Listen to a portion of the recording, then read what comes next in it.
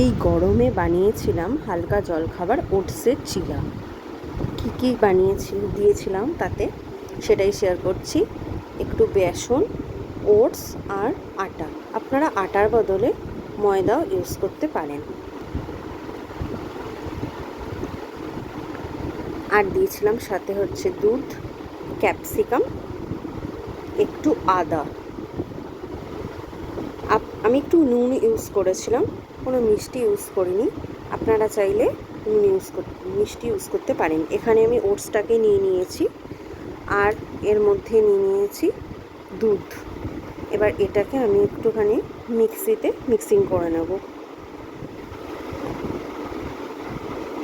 এইটাকে মিক্সিং করে নিয়েছি। আপনারা চাইলে ওটসটাকে আলাদা করে মিক্সিং করে নিয়ে তারপরেও দুধটা দিতে পারেন।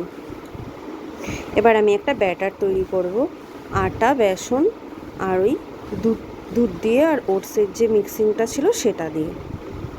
এর মধ্যে আমি ক্যাপসিকামটা দিয়ে দিলাম। এরপর দেখুন বানানো হয়ে গেছে একটা ব্যাটার।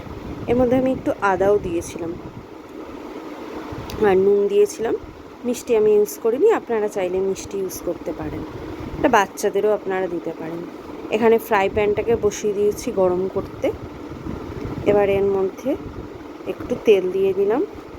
তেলটাকে ভালো করে গরম করতে দিয়েছি।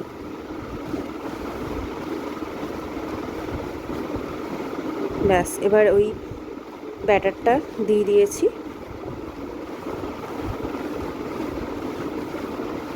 এক পিঠ হয়ে যাওয়ার পর আরেক পিঠ উল্টে দিয়েছি।